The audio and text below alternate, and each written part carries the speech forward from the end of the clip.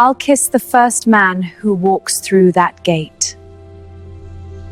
I'll kiss the first man who enters. She joked until the most feared Duke walked in and took his kiss.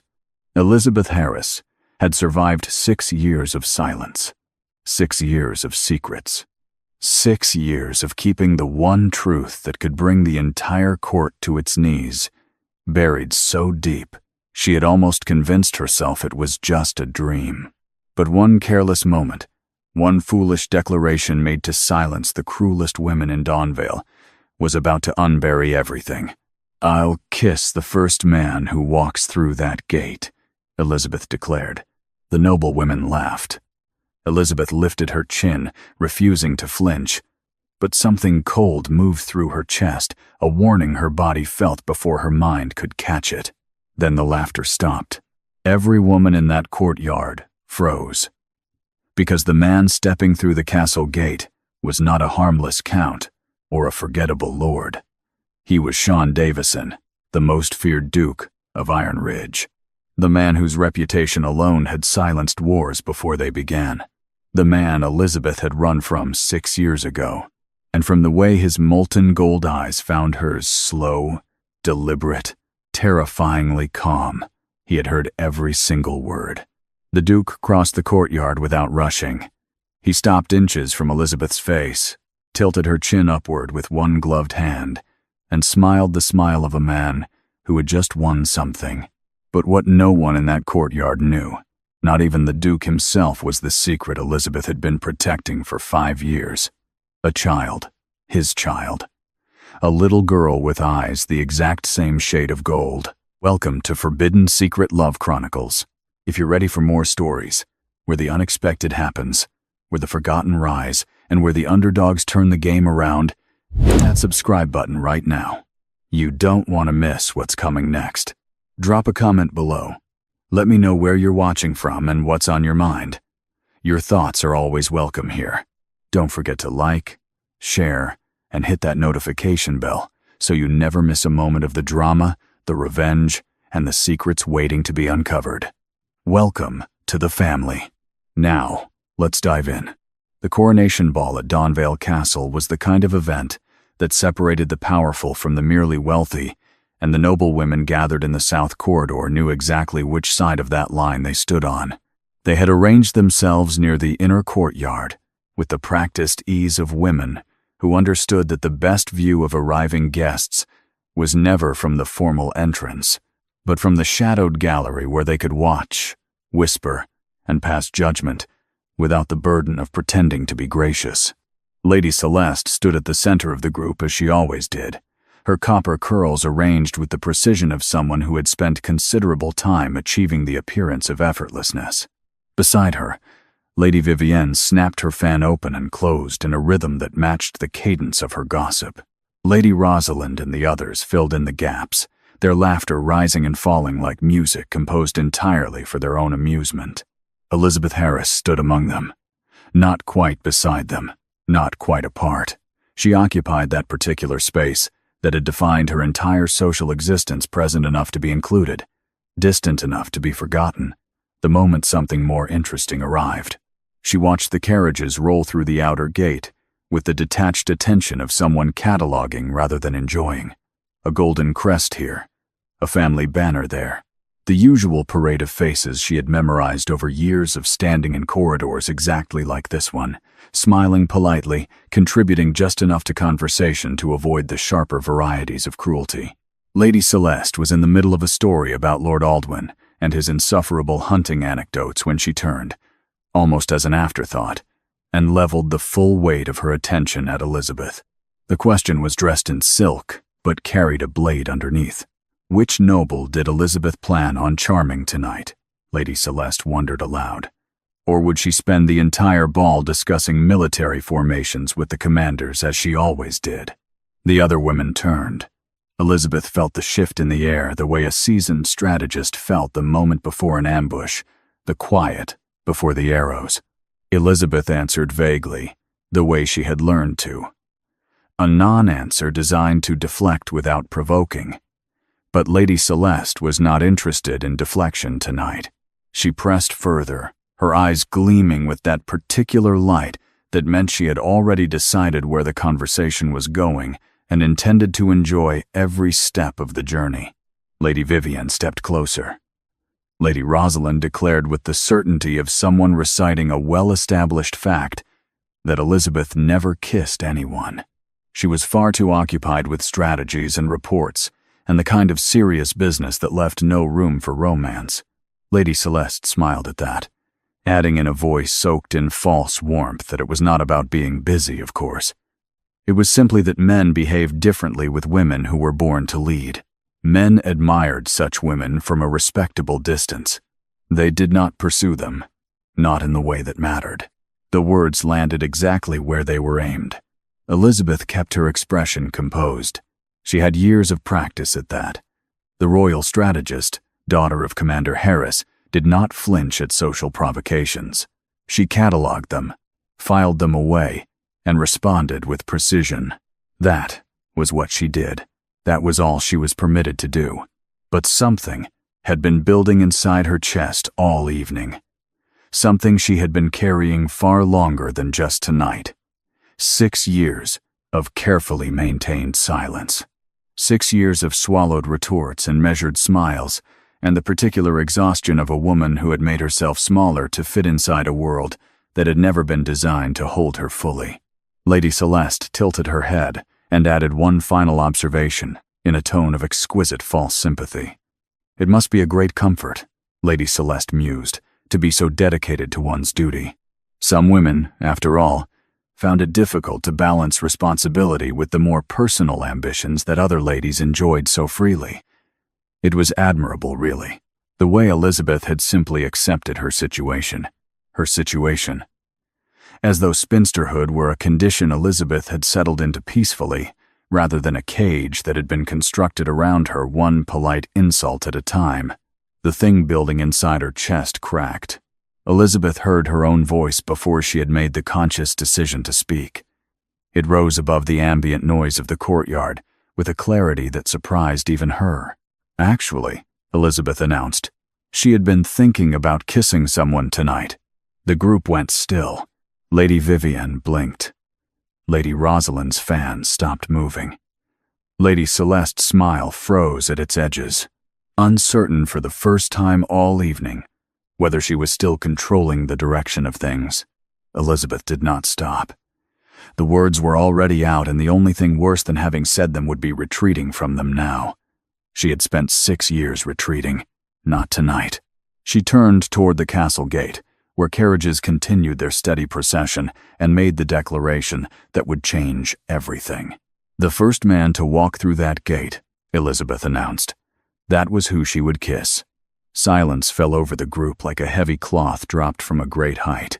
Lady Celeste recovered first, her laughter breaking through sharp and bright, and genuinely delighted in the way that cruelty sometimes presents itself as amusement. Surely Elizabeth was not serious. Surely this was a jest. Any man, Lady Celeste repeated, drawing the words out slowly, letting the other women hear the trap that Elizabeth had just walked into. Even if he were old, even if he were inappropriate, even any man at all. Elizabeth crossed her arms and held her ground. Any man, she confirmed. The women turned toward the gate in unison, their anticipation suddenly sharpened into something predatory. Elizabeth turned too, her heart beginning to beat in a manner that had nothing to do with confidence, and everything to do with the dawning horror of what she had just done. Minutes passed, with a particular cruelty that time reserves for moments of irreversible decision. A carriage bearing the crest of some minor northern house rolled through. From it stepped a gentleman so elderly and movement-limited that 2 footmen were required to assist him down the steps. Lady Vivian pressed her lips together to contain her laughter. Lady Rosalind buried her face in her fan. Lady Celeste simply watched Elizabeth with the expression of someone watching a very expensive vase teeter on the edge of a shelf. The elderly gentleman had not yet crossed the inner gate. Elizabeth noted this with the desperate precision of someone counting seconds. More carriages arrived. A count with a beard so extravagant it appeared to have its own ambitions. Two brothers who had clearly begun their celebration of the coronation ball several hours before it officially commenced. A merchant in a coat of such violent crimson that it seemed to announce itself before he did. None of them had crossed the inner gate into the courtyard where Elizabeth stood. All of them remained in the outer entrance area, which Elizabeth had decided, through increasingly strained logic, did not count. And then, from the far side of the outer courtyard, a figure appeared on foot. He had come from the direction of the stables, which meant he had arrived on horseback and left his animal with the caretakers before walking the rest of the distance himself. This detail registered in Elizabeth's mind with strange clarity, even as everything else seemed to slow. The black tunic, the broad, military shoulders, the dark hair falling in unruly waves, around a face she would have recognized in absolute darkness. Elizabeth's breath left her body entirely. No. The word formed in her mind with the force of a prayer. Not him. Anyone in this kingdom except him. But the man walking across the outer courtyard toward the inner gate was Sean Davison, the most feared Duke of Iron Ridge. The man whose name was spoken in certain company the way one speaks of storms, with respect, with wariness, and with the understanding that there was very little one could do once he had decided to arrive. He moved with the particular grace of someone who had never needed to prove anything to anyone, and had therefore stopped trying entirely. Every step was deliberate. Every line of his body communicated an absolute certainty about his right to occupy whatever space he entered. The other guests near the gate moved without appearing to notice they were moving, their bodies obeying some instinct older than court etiquette. Lady Vivienne made a sound that was not quite a word. Lady Celeste breathed the Duke's name, like someone reading an impossible sentence aloud, to confirm it was real. Lady Rosalind whispered something about Iron Ridge, and about how the Duke never attended events outside his own territory, and about the three nobles who had reportedly questioned his authority and met consequences so final that the details had never been confirmed, because no one with direct knowledge had felt it wise to share them. Elizabeth could not hear any of it. She could only watch Sean Davison cross the outer courtyard toward the inner gate with those long, unhurried strides.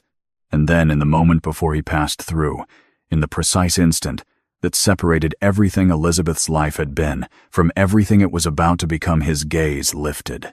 His eyes found hers across the courtyard, the way they had always found her, without searching, without hesitation.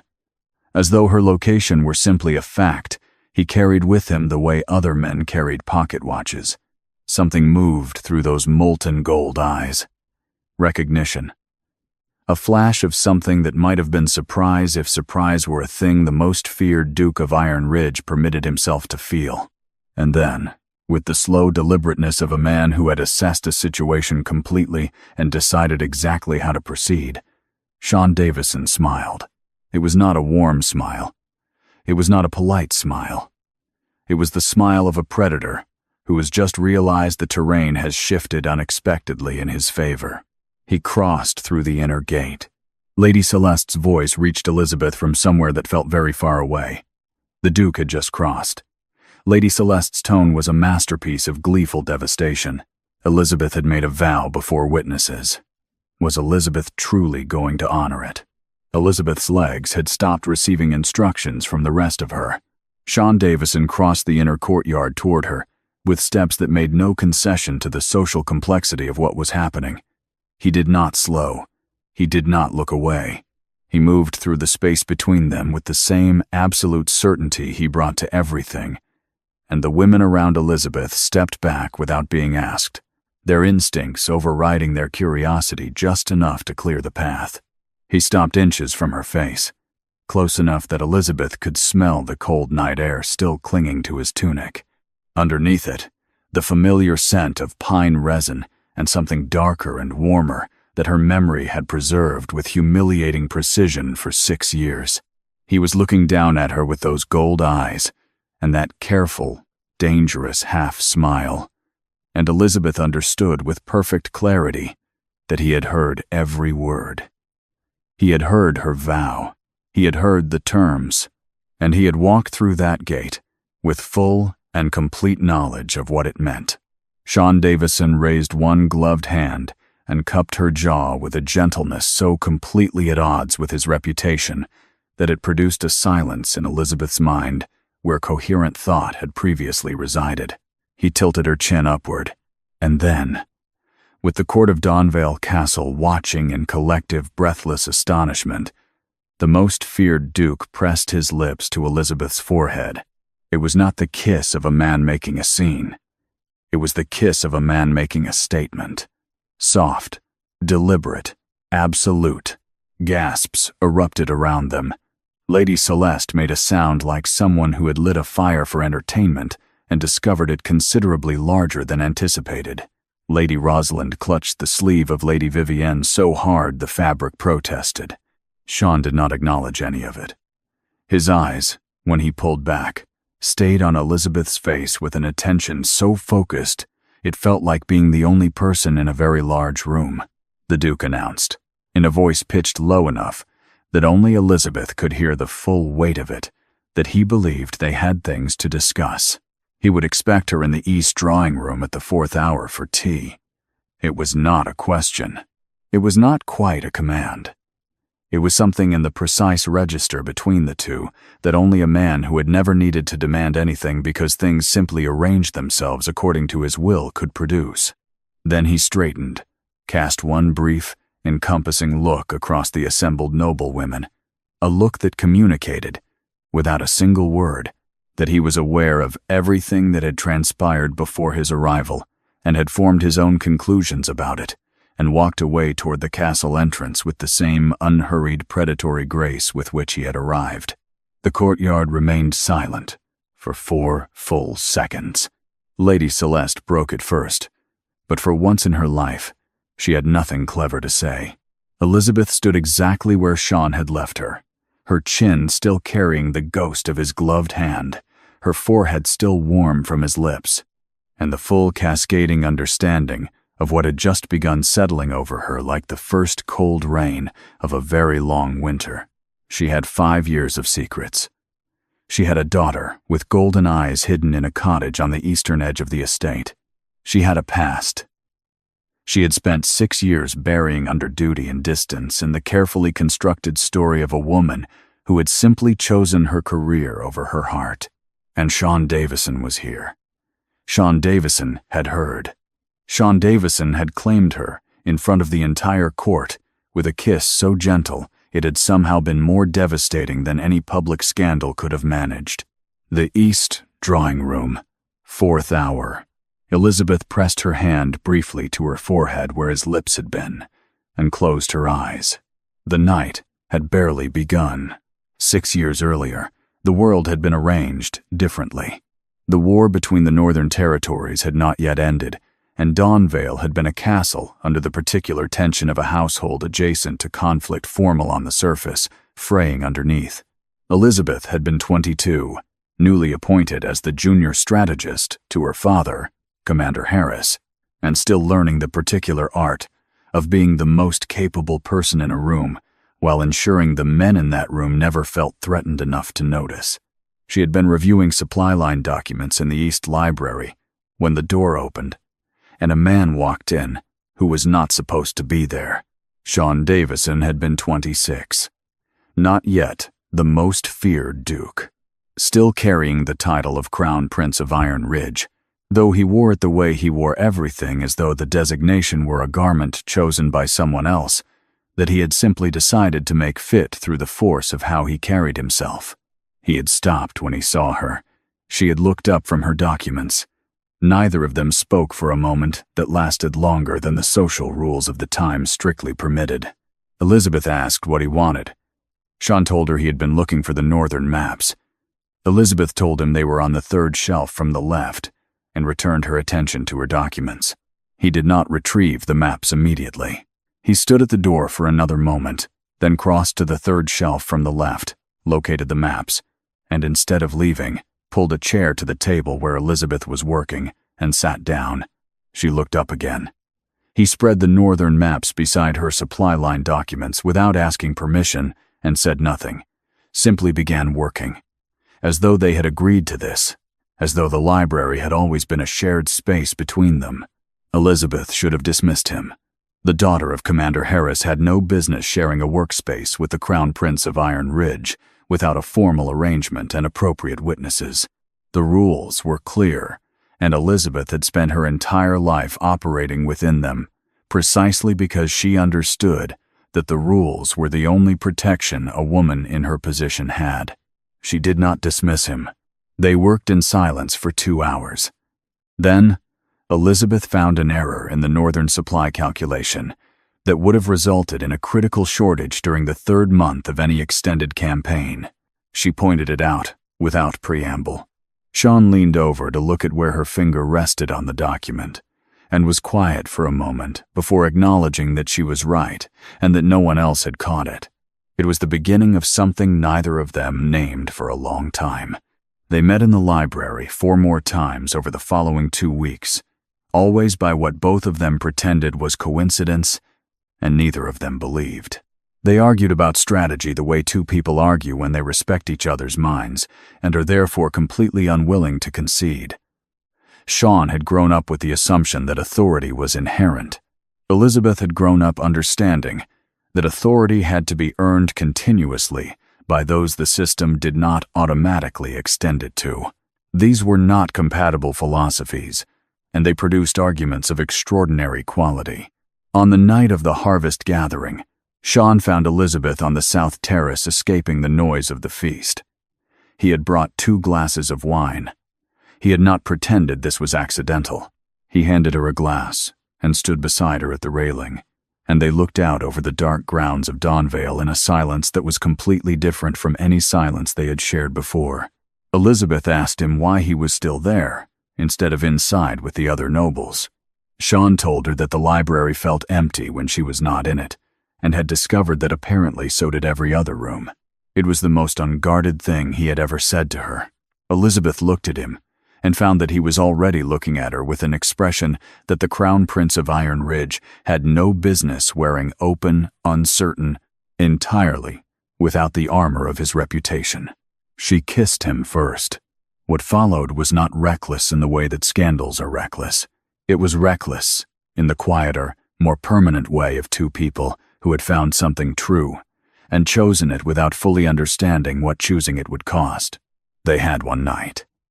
And in the weeks after, as Sean spoke carefully and quietly about a future that both of them understood would require navigating careful and powerful opposition, Elizabeth had begun to believe that something real and lasting was being built between them. Then, the Queen had come. Queen Beatrice of Iron Ridge had arrived at Dawnvale on a morning when Sean was away reviewing the northern outposts. She had asked to speak with Elizabeth privately. She had been impeccably gracious, and in that gracious, impeccable tone, she had informed Elizabeth of the precise nature of her bloodline, her social position, and the complete impossibility of what Elizabeth had apparently imagined was developing between her son and a commander's daughter with no title and no territory. She had not threatened. Threats were beneath the Queen's dignity. She had simply laid out, with the clarity of a woman who had navigated court politics for 3 decades, that Elizabeth's presence in Sean's life would hold him back, diminish him, and ultimately destroy the political alliances Iron Ridge required for its survival. She had said that Sean was too honorable to say these things himself, and that therefore Elizabeth, if she possessed even a fraction of the intelligence she was reputed to have, would understand what needed to happen. Elizabeth had listened to every word. She had kept her expression composed with the practice of years. 3 days later, she had left Dawnvale. She had not told Sean she was leaving.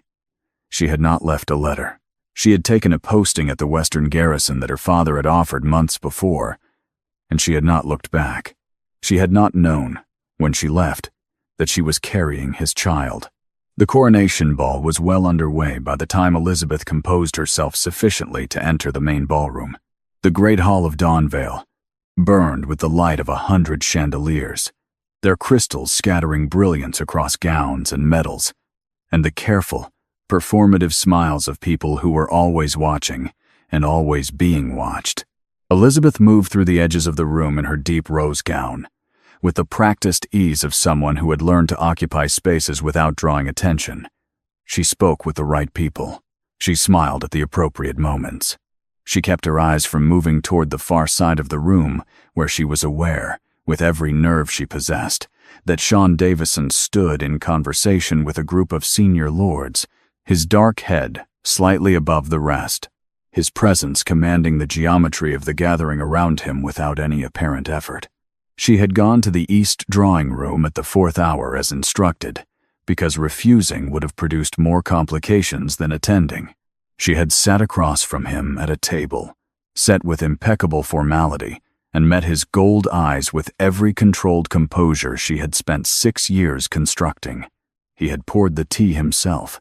He had not spoken immediately. He had simply watched her the way he had always watched her, as though he were reading something written in a language other people did not know existed. He had asked her where she had gone. Elizabeth had told him she had accepted a posting at the Western Garrison, an opportunity she could not decline. The silence that followed had been very long. Sean had set down his teacup with a precise, careful movement, and told Elizabeth that he was aware that was not the complete answer. He would wait, he added, for the complete answer. He was, Elizabeth understood from the tone, prepared to wait as long as required. She had left before the tea was finished. Now, in the ballroom, she tracked the exits the way her father had taught her to track exits in hostile territory, cataloging, calculating, maintaining readiness. She was too slow. Sean appeared at her side between one breath and the next, with the particular talent he had for materializing in spaces without being observed arriving. He had a glass of wine. He did not offer her one, which meant he intended the interaction to be brief, which was already untrue based on the angle of his body toward hers. Before Elizabeth could produce an excuse adequate to the situation, Sean took the glass from her hand. She had not even registered that she was holding one, set it on a passing footman's tray, and led her onto the dance floor with a hand at her back that was simultaneously the lightest and most immovable thing she had ever experienced. The musicians were playing a waltz. Of course they were. Sean's hand settled at her waist with a certainty that suggested it had always belonged there. Elizabeth placed her hand on his shoulder with every appearance of composure and none of the internal conditions that word implied. They moved into the steps of the waltz, and the floor opened around them the way floors always opened around Sean Davison, other couples drifting to the periphery, without appearing to notice they were doing so. He danced the way he did everything without urgency, without performance, with a focus on Elizabeth so complete that the rest of the room ceased to exist as a practical matter. Elizabeth kept her eyes at a point past his shoulder, and her expression at the pleasant neutrality appropriate to a public dance between two acquainted members of court. Sean asked, quietly, and without any preamble, whether Sarah was well. The ballroom did not actually stop. The music continued. The candles continued burning. The other guests continued their slow orbiting around the perimeter. All of this happened exactly as it had been happening, and Elizabeth registered none of it because every functioning part of her attention had collapsed into that single sentence. He knew her daughter's name. Her eyes moved to his face before she could stop them. Sean was watching her with an expression that was completely unreadable in any conventional sense, but that Elizabeth, who had spent considerable time studying his face 6 years ago, in a library that no longer held the same innocence, understood entirely. It was the expression of a man who had already answered the question he was asking, who was watching to see if she would trust him with the truth, or whether she would make him extract it. How? Elizabeth managed, her voice steady only because she had trained it to be steady in conditions considerably worse than this. Sean told her that he had arrived at Dawnvale 2 days before the coronation ball, that he had heard her daughter laughing in the East Garden on the morning of his arrival, that a child with brown hair and eyes the precise shade of molten gold was not a coincidence he was willing to file away as one. The waltz continued. They moved through it together. From any distance, they looked like two people sharing a perfectly ordinary dance. Elizabeth said nothing. Sean dipped his head close to hers, his voice dropping to something that barely reached her ear over the music. He told her he was not angry. He told her that was not entirely true. He told her he was many things, most of which required privacy and time to address properly. But in this moment, in this ballroom, what he wanted her to understand was simply this: he was not going anywhere. He had not come to Donvale for the coronation ball. He had come for her. Elizabeth's carefully constructed composure developed a fracture at its center that she felt with extraordinary clarity. She kept her chin lifted. She kept her steps measured. She kept her face directed at the middle distance past his shoulder.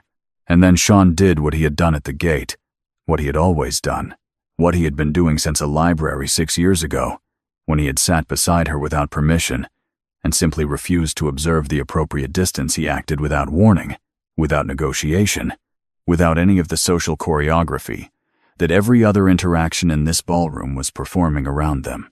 He kissed her, not her forehead this time, her lips, in the middle of the dance floor at the coronation ball at Donvale Castle with approximately 300 members of court as witnesses. It lasted 4 seconds. It was utterly devastating. When he pulled back, the ballroom had gone the kind of quiet that only occurs when something has happened that will be discussed for years. Sean Davison straightened. He looked at Elizabeth with those gold eyes that their daughter had inherited. And then he said, clearly enough for the nearest guests to hear, that he would see Elizabeth at breakfast. He released her hand. He walked off the dance floor. He did not look back. Elizabeth stood in the center of the ballroom with 300 pairs of eyes on her face, and the certain knowledge that her 5-year-old secret had a deadline now, measured not in years but in days, perhaps hours. If you have stayed this far, then you already know this story has you. And that is exactly how it should feel, because Elizabeth Harris is not just a character. She is every woman who swallowed her voice to keep the peace. Do me this one favor. Hit subscribe on Forbidden Secret Love Chronicles. Also, drop a comment below and tell us where you are watching from tonight. Your thoughts belong in this conversation. They matter. The morning after the coronation ball arrived, with the particular indifference that mornings reserve for people who have not slept, Elizabeth had returned to her cottage on the eastern edge of the Donvale estate before the last candles in the ballroom had been extinguished, moving through the dark grounds with the focused efficiency of someone who understood that every minute between now and the inevitable reckoning was a minute that needed to be used. She had a plan. She had always had a plan. That was what Elizabeth Harris did. She assessed. She calculated. She arranged the elements of impossible situations into sequences that could be navigated. She would speak with Sean privately before he had the opportunity to pursue the matter further. She would manage the conversation with the same precision she brought to military strategy. She would find a way through this that protected Sarah without destroying everything else. She had been telling herself variations of this plan since the moment Sean walked through the castle gate, and it had not become more convincing with repetition. Sarah was asleep when Elizabeth arrived home. The child lay curled in her small bed, with the absolute unconscious grace of someone who had not yet learned to carry the weight of complicated things. Her dark brown hair spread across the pillow, her face soft and completely unguarded. Elizabeth stood in the doorway for a long moment, watching her daughter breathe, and felt the specific terror of a woman who understood exactly how fragile the life she had constructed truly was. She did not sleep that night. By dawn, she had written 3 different versions of what she intended to say to Sean and destroyed all of them. By mid-morning, she had resolved to go to him directly at the castle before he came to her. By the time she had dressed and turned toward the door, it was already too late for any of her plans to matter. Sarah was gone. The bed was empty. The small boots that lived beside the door were missing. The back garden gate, which Elizabeth always latched from the inside with a latch positioned high enough that a 5-year-old should not have been able to reach it, was standing open. Elizabeth stood at that open gate and looked out at the tree line where the estate's eastern woodland began, and felt every carefully maintained composure she possessed dissolve entirely. Sarah had always been a child of the outdoors, A child who woke before the household and slipped into the garden with the instinctive certainty of someone who had decided that the world outside four walls was simply more interesting than the world within them. Elizabeth had managed this tendency with garden boundaries and latched gates and the particular vigilance of a woman raising a child entirely alone. She had believed the precautions were sufficient. She had been wrong. Elizabeth ran. She ran through the back gate and across the narrow field that separated the cottage garden from the woodland edge, calling Sarah's name with a voice she was fighting to keep level and losing. The trees closed around her immediately, the morning light breaking into fragments through the canopy above, the ground soft and dark from the previous night's rain. Elizabeth tracked the small boot prints in the mud with the practiced eye of her father's training, following them deeper into the wood, her chest tight with a fear she had no name for. She had gone perhaps a quarter-mile into the trees when she heard movement behind her. Elizabeth turned. Sean Davison stood at the edge of the tree line in his dark riding coat, his expression reading her face with the immediate comprehensive attention that had always been one of the most unsettling things about him. He had come from the direction of the cottage, which meant he had gone there first, which meant he had seen the open gate, which meant he had understood, in the way Sean always understood things before they were explained to him, that something was wrong. Elizabeth told him to go back to the castle. Sean ignored this with the complete absence of ceremony that characterized his approach to instructions he did not intend to follow. He asked which direction the tracks led. There was no time to argue. There was no time for the conversation they needed to have, for the explanations and the accusations and the 6 years of compressed silence waiting to detonate between them.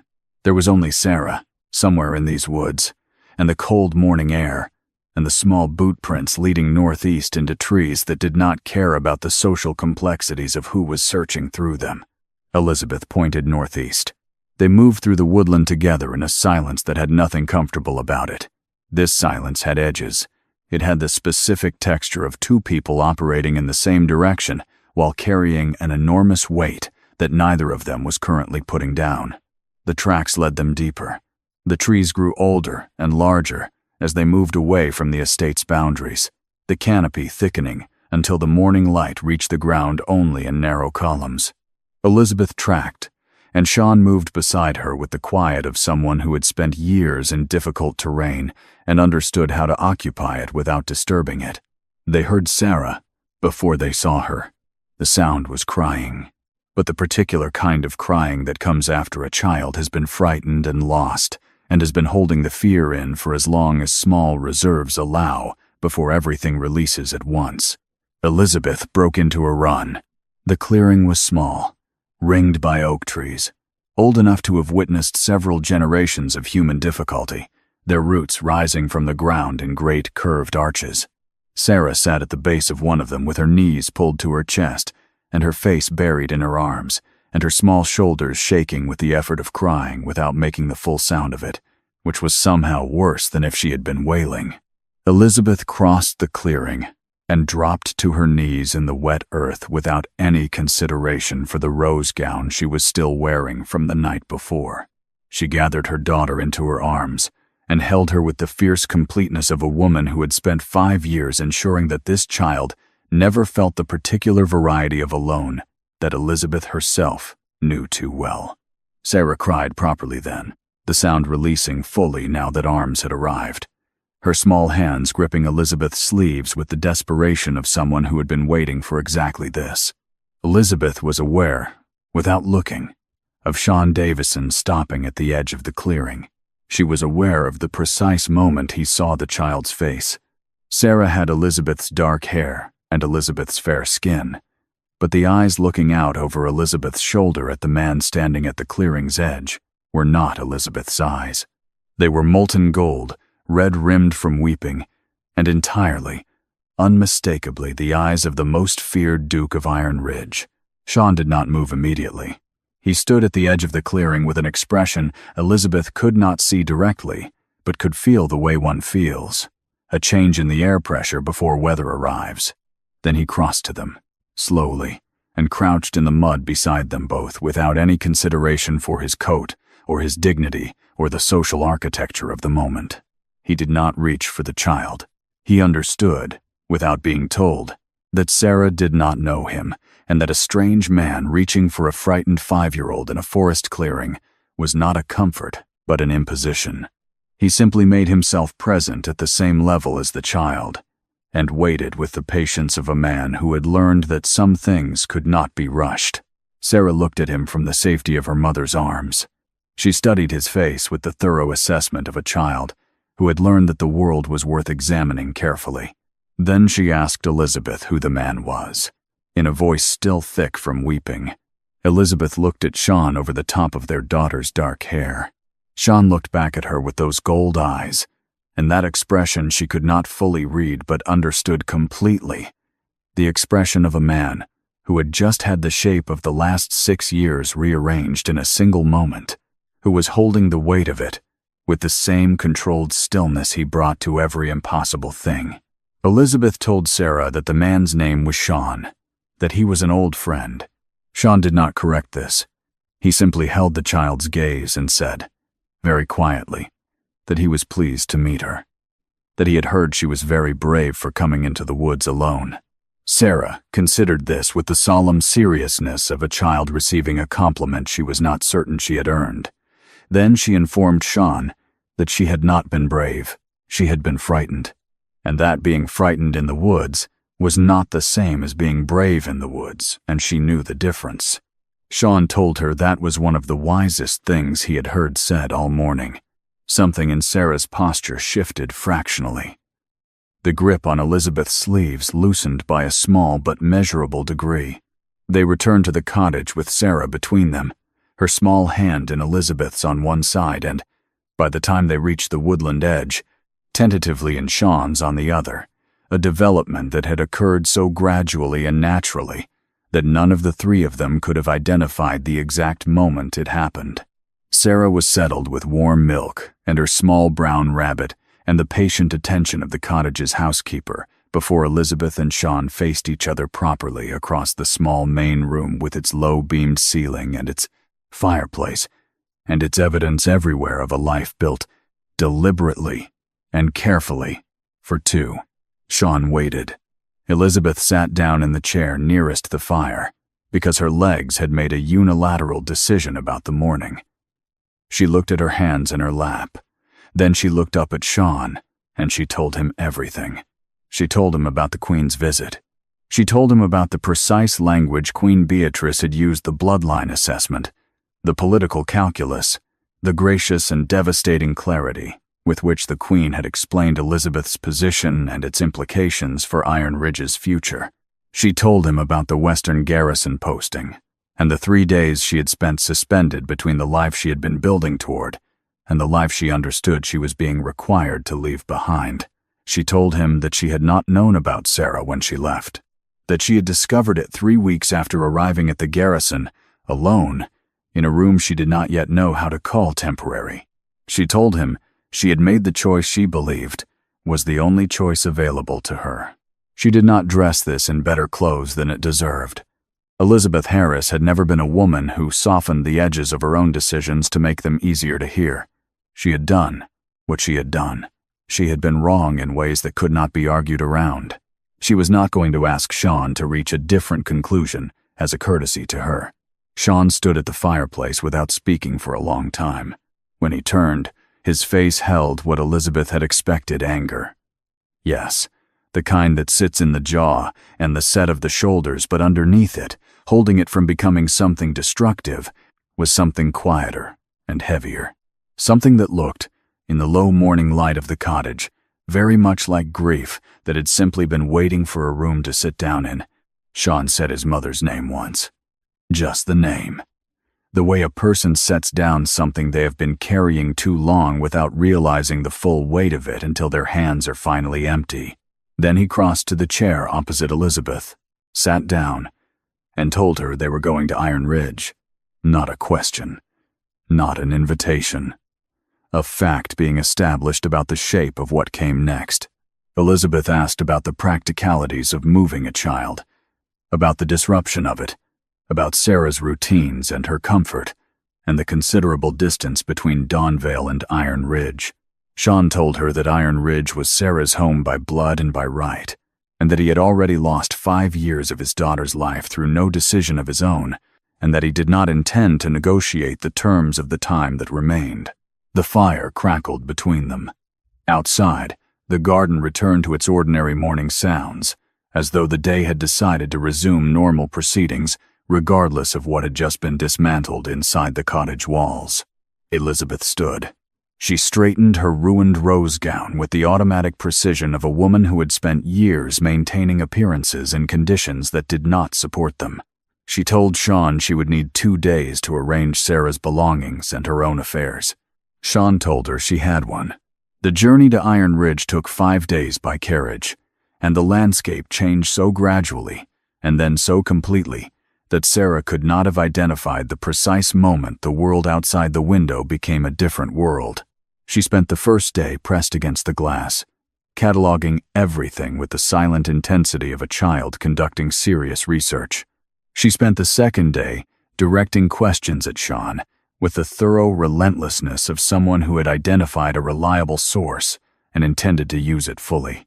By the third day, she had fallen asleep against his arm, with the absolute unconscious trust of a child who had decided, through some internal process of assessment that owed nothing to adult reasoning and everything to something older and more accurate, that this man was safe.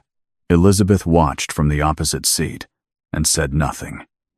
There was nothing adequate to say about watching her daughter choose, in the span of 3 days, the father who had been kept from her for 5 years. Iron Ridge announced itself before it was visible, a change in the quality of the cold, a particular sharpness in the air that the lowland territories did not produce. Then the castle came into view above the valley, dark stone, old towers, the kind of permanence that belongs to buildings that have outlasted enough of human history to have stopped being impressed by it. Queen Beatrice received them in the formal drawing room the morning after their arrival. She was exactly as Elizabeth remembered, immaculate, composed, every surface of her presentation the product of 3 decades of absolute self-command. She wore her authority the way she wore her gown, as something that had been fitted to her so long ago it was no longer separable from the person underneath. She had not known they were coming until the previous evening. Elizabeth understood from the deliberateness of Sean's arrangements that this was not an oversight. Sarah stood in the drawing-room doorway with her small hand in Elizabeth's, her gold eyes, moving between the woman seated at the far end of the room and the man standing to Elizabeth's left, with the quiet, comprehensive attention of a child who understood more about the atmosphere in rooms than adults generally expected children to understand. Queen Beatrice looked at her granddaughter. The silence that followed had several layers, and Elizabeth, who was trained to read the layers in silences, read every one of them. The calculation was there, as she had expected. But beneath it, older than it, and less controlled, was something else. Something the Queen had not permitted an audience before. Something that looked, from where Elizabeth was standing, very much like the particular anguish of a woman confronting the distance between the future she had designed and the cost of the design. Sean stepped forward and addressed his mother with a quiet precision that was more devastating than anger could have managed. He told her that the woman she had driven from Iron Ridge had been carrying her grandchild, that the child now standing in this room existed not because of the Queen's plans, but in defiance of them, that the political alliances the Queen had calculated for had not come to pass, that the carefully engineered future had produced nothing but a child raised without her father, and a man who had spent 5 years not understanding why the only person he had fully trusted had walked away without a word. The Queen sat with this in the way that people sit with things that cannot be argued with, not with acceptance, not yet, but with the stillness of someone who has encountered an accounting they cannot dispute. Sarah released Elizabeth's hand. She crossed the drawing room with the direct, purposeful steps of a child who had decided to address a situation personally, and walked to the Queen's chair, and stopped and looked up at Queen Beatrice with those gold eyes that were Sean's eyes, and said, with complete 5-year-old gravity, that she had been told she had the family eyes. She had been storing this since the clearing. Queen Beatrice looked down at her granddaughter. The composure of the Queen of Iron Ridge, which had remained intact through 3 decades of court politics and personal loss, and the particular endurance that power requires, developed a fracture, not a collapse, not a performance. A fracture small, real, and entirely without calculation. The kind that forms when a thing that has been held rigid for too long meets something it did not know how to account for. The Queen bent down to Sarah's level. She looked at the child's face for a long moment. Then she said, very quietly, that the child was quite right. It was not an apology. Elizabeth did not expect an apology that day.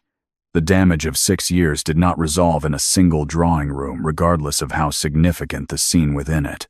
But it was a beginning, the kind that is small and real and impossible to take back.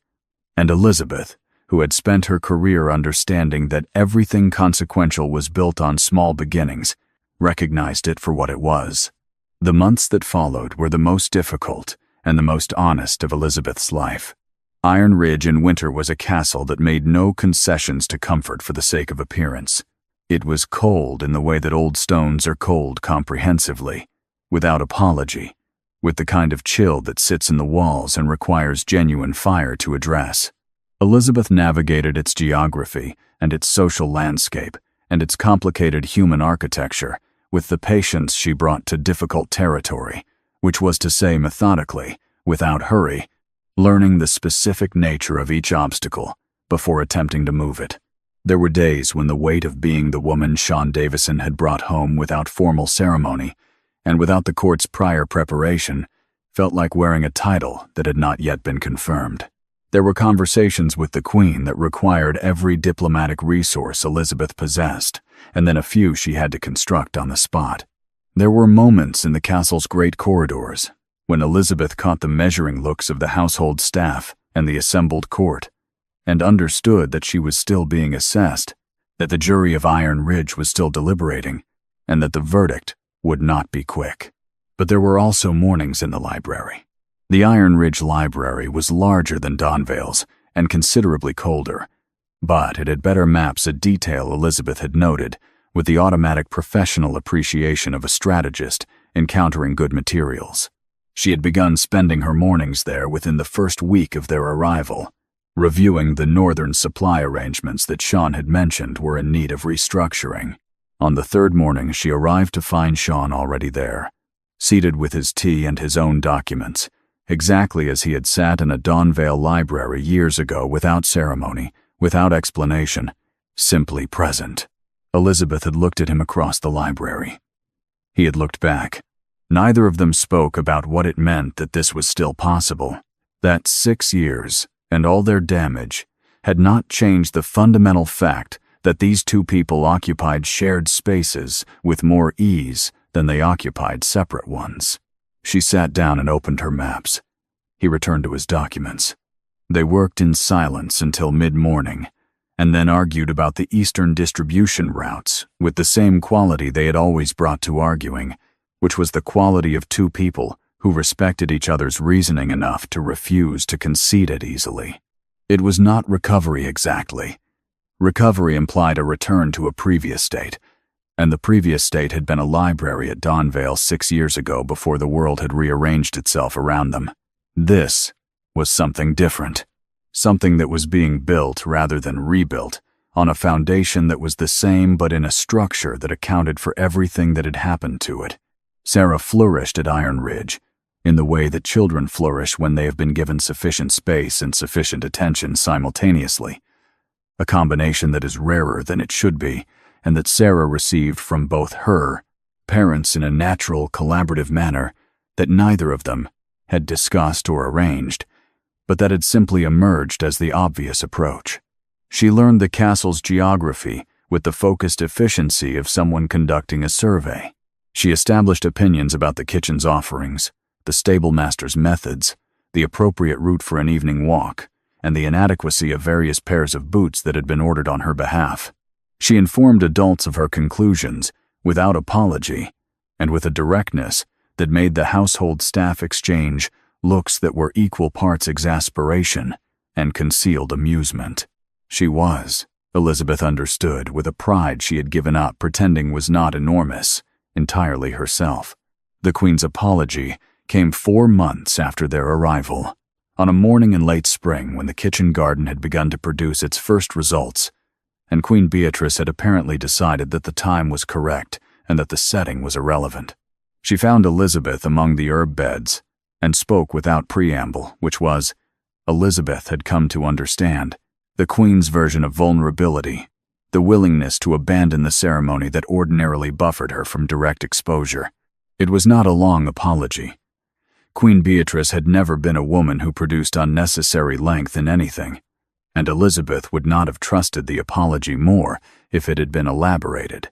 What it was instead was complete an acknowledgement of what the Queen had done, of what she had believed she was accomplishing, and of the particular arrogance of a woman so certain in her political calculations that she had failed to account for the simple human cost of them.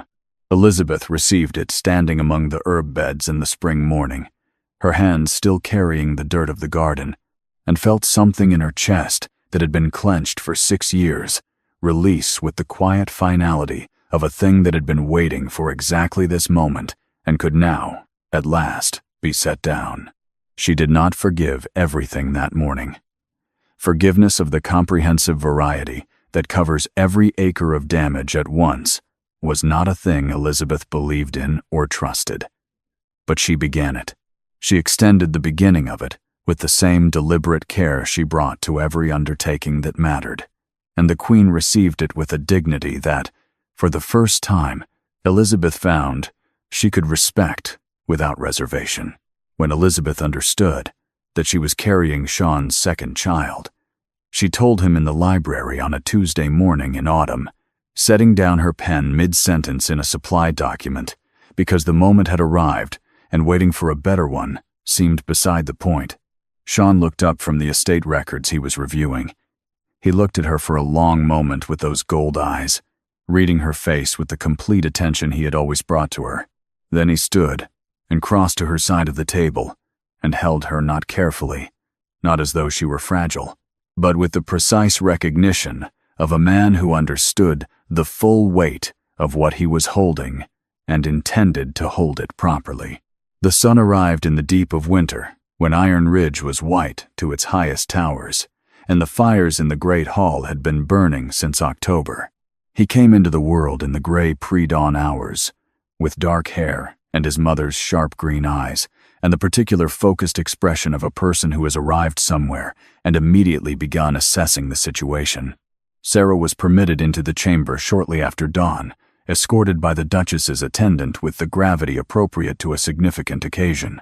She crossed to the bed where Elizabeth lay and examined her brother with the thorough, unhurried attention she brought to all matters of importance. She studied his face. She studied his hands. She considered the general situation for a longer moment than most adults would have found comfortable. Then she told Elizabeth that his boots, when the time came for boots, would need to be properly fitted, because the grounds at Iron Ridge were uneven, and the pair Sean had already ordered for the occasion were not adequate. Elizabeth laughed. Not the managed, composed, calibrated response to humor that she had spent years producing in rooms where the wrong laugh had consequences.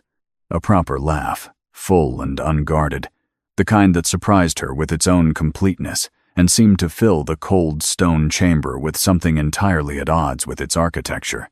Sean sat on the edge of the bed with his son in his arms and his daughter at his knee, and Elizabeth's laughter in the room around them, and he looked like a man who had traveled a very long way to reach a place he had not known he was looking for until he arrived and recognized, with the particular certainty of things that are simply true, that this was where he had always been going. Elizabeth looked at her family in the firelit chamber of Iron Ridge Castle, the man who had refused to observe appropriate distances in a library 6 years ago, the daughter who had crossed a strange drawing room to tell a queen she had the family eyes, the son who had arrived in winter with his mother's assessment already in his expression, and felt, for the first time in 6 years, the specific and irreplaceable peace of a woman who had stopped running. She was the royal strategist of Iron Ridge, She was Sean Davison's equal and his partner, and, as of a quiet ceremony in the castle chapel 3 months prior, his wife. She was Sarah's mother, and the new heir's mother, and the woman who had once made one reckless declaration at a castle gate that had, against every reasonable probability, returned everything she had convinced herself she did not deserve. She was, finally and completely, and without any remaining apology, exactly where she belonged. If you have stayed until this moment, until this last quiet scene in a winter chamber in Iron Ridge, then you already understand what this channel carries. This was not simply a story about a duke and a declaration at a gate. It was a story about a woman who carried an impossible weight alone for 6 years because she believed she had no other choice. It was a story about a little girl who grew up without a father, who would have moved territories to find her if he had known where to look. It was a story about a man who never stopped waiting, even when he did not know what he was waiting for. You watched all of it. You stayed for all of it. Do not let this be the last story you witness here. Hit that subscribe button right now and become part of the Forbidden Secret Love Chronicles family, the family that shows up for every secret, every scandal, and every love that refused to stay buried. Drop a comment below and tell us where you are watching from tonight. Tell us which moment stopped your breath. Tell us what you felt when Sarah walked across that drawing room to tell the queen she had the family eyes. Your voice belongs in this conversation, and it is genuinely wanted here. Like this story for every woman who ever carried something alone that she should never have had to carry alone. Share it tonight with someone who needs to be reminded that the forgotten rise, the underdogs turn the game around, and love, real, stubborn, inconvenient love, does not obey the arrangements made against it. Hit that notification bell so the next story finds you the moment it arrives. The secrets are not finished, the drama has not ended, and the next story is already waiting for you. Welcome to the family.